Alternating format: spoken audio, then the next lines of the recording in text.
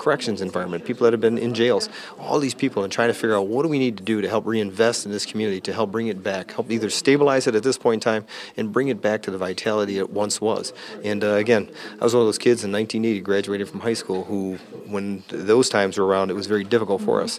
We had a hard time finding jobs. I actually left the state for about 4 months looking for construction and realized, you know what, I wanted to come back to Macomb County. I missed it. I wanted to be back here. And then to see what's happened over those last 30 years, I mean, there's been a lot of progression. But then all of a sudden now we're back to where we were back in the 1980s and some. Kids getting out of high school right now are finding it very difficult and very challenging to find jobs. How do we get them to want to stay here? How do we keep those family structures together in Macomb County? And that's going to be a challenging thing to do, no question about it. But I think bringing the resources together, most importantly, the personnel, the people that are within this community to help make this happen, I think is what's most vital to us at this point in time.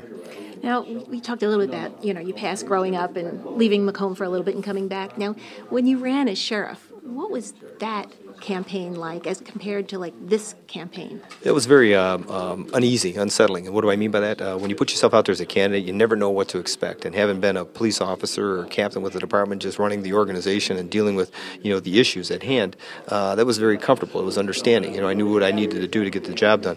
But once you get into the political realm and now you're putting yourself out as a candidate, a lot of room for criticism and a lot of people want to challenge you on things, rightfully so. And having done that, it was very difficult for me to finally make that decision to say I'm going to run for county sheriff. Looking back on it, boy, I tell you, I would have been very disappointed had I known what I know now, had I not have decided to run. And it's the same thing coming through right now. It's like I haven't been at the department for 30 years. I'm very comfortable working there. I got a great workforce. I got great people working with me in that organization. Got a lot of contacts throughout this region, from other law enforcement agencies and the criminal justice system. Walking away from that and now stepping into this role as a county executive is a very difficult thing emotionally, for me personally. But now realizing, there's a bigger challenge facing us right now. Maybe it is time, maybe it's an opportunity that, you can give back by doing something else and still helping out the criminal justice system, refocusing, on, prioritizing, what we need to do. So for me, it's kind of going back in time. I remember when I first decided to run for sheriff that day, when I said, yes, I'm going to be a candidate for county sheriff, you got little butterflies, you got a little nervous about it, and you really don't know why. You just have a hard time. Maybe you're humbled by the reality that, wow, are people really going to vote for me? They're going to support me? Knowing that I got that support group here, I'm still, honestly, very humbled by the reality that people really think you can do the job. Now you got to step up to the plate and own it if and when you do get into office as the first Macomb County's executive. Right. One final question. I look up on your headquarters wall and I see this calendar for the next, from February 2010 all the way up until the general election.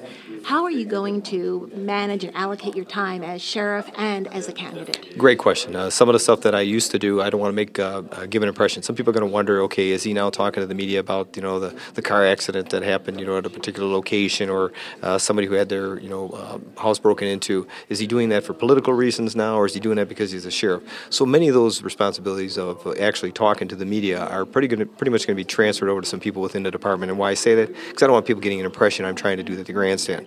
The actual day-to-day operations and working as a sheriff, difficult to balance, and some people will be critical of that, but for the most part, I've always been engaged in the community, whether as a sheriff or as Mark Hackel. It seems that both have kind of morphed together, and I've been, whether it's in the morning, at nighttime, I've always been engaged in things that are going on in the community. I'm going to continue to do that.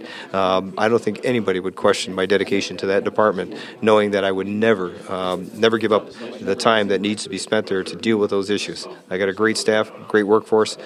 It's something that I truly love, and I have a passion for. This thing about running for county executive, for me, it's more the educational time that I'm going to be putting into it. I'm always at functions. I'm always at parties. I always go out on the weekends and the evening hours, so that's going to continue. But during the day, you're going to see Mark Hackel working and operating as a sheriff, and even in the evenings, you're going to see Mark Hackel working as a sheriff. It's just I'm going to have to fluctuate certain times, I guess, in the evenings to do other things that might deal with a campaign. Right. And I know you've been a great supporter of Channel 6, so we just want to thank you and wish you well. Well, we appreciate you covering some of the stories and getting the information out to the public. Helps us. Great. Thank you. All right, thank you. Thanks a lot.